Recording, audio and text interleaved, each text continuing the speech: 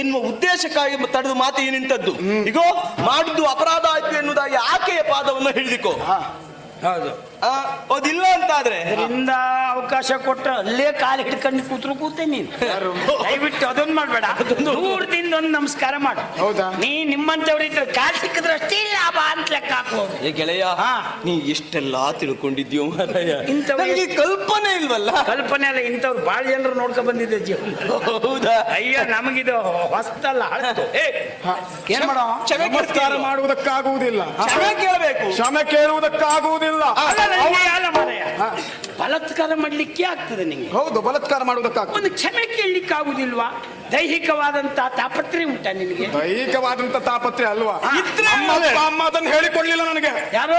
ನಮ್ಮ ಅಪ್ಪ ಅಮ್ಮ ತಲೆ ಬಾಗುವುದಕ್ಕೆ ಹೇಳಿಕೊಡ್ಲಿಲ್ಲ. ಸರಿ ಮಾತಾಡು. ನಿನ್ನ ಅಪ್ಪ ಅಮ್ಮ ಬಲಾತ್ಕಾರ ಮಾಡ್ಲಿಕ್ಕೆ ಹೇಳ್ಕೊಟ್ಟದ್ದು ಯಾವಾಗ ಅಂತ ಹೇಳು ನಂಗೆ. ಅದೇ ಯಾವ ಹೆಣ್ಣಿನ ಮೇಲೆ ನಿನ್ನ ಹೆತ್ತ ಅಪ್ಪ ಅಮ್ಮ ಈ ಬಲಾತ್ಕಾರ ಕೊಟ್ಟದ್ದು ಯಾವಾಗ? ಬಲಾತ್ಕಾರ ಸುಮ್ಮನೆ ಅನಗತ್ಯ ಮಾತಾಡಬೇಡ.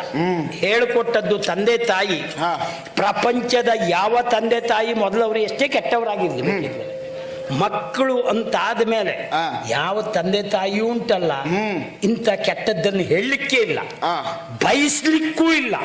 ಅದು ತಂದೆ ತಾಯಿ ಹೇಳುವಂತ ಇರುವ ಶಬ್ದಕ್ಕಿರುವ ಪಾವಿತ್ರತೆ.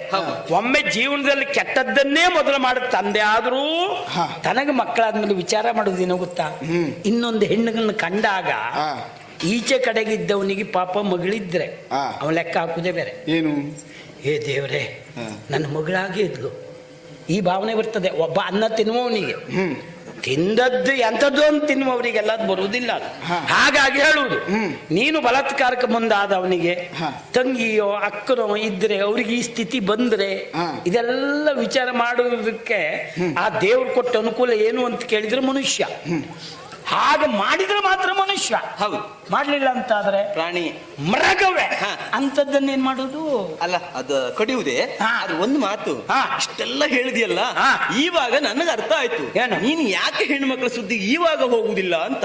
ಅಂದ್ರೆ ಮೊದ್ಲು ಹೋದದ್ದಿದ್ರು ಆಗ ನಿನ್ನ ಮಾತು ಹಾಗಲ್ವ? ಏನ್ ನಾನು ಹಳ್ತಾ ಇದ್ನೇನ? ಎಂತ ಇಲ್ಲಪ್ಪ, ಕಾಣುವುದಕ್ಕೆ ಆಗ್ಲಿಲ್ಲ. ಕಾಣುವುದಕ್ಕೂ ಅಲ್ಲ, ಯಾವುದಕ್ಕೂ ಅಲ್ಲ. ಕೂಡಿದ್ರೆ ನಿನ್ನಂತವ್ರು 3 ಜನ ಬರ್ಲಿ, ನನಗೂ ಗೊತ್ತುಂಟು ನಿಲ್ಲಿಕ್ಕೆ. ಹೌದಾ? ಆದ್ರೆ ಏನು ಗೊತ್ತಾ? ಏನು? ಸುಮ್ಮನೆ ಮತ್ತೆ ನಾನೇ ಮಾತಾಡ್ತಿದ್ರೆ ಕಷ್ಟ ಅಲ್ಲ, ಮಾತಾಡೋದು ಬೇಡ. ಈಗ ಇನ್ನು ಪೆಟ್ಟೆಯ ಪೆಟ್ಟು ನೀನೇ ಮಾಡ್ತೀಯ, ನಾನು ಮಾಡುದ? ಅದು ನಿಮ್ಮ ಮನೆತನದ ಗೌರವ, ನೀನೇ ಮಾಡು. ಮನೆತನ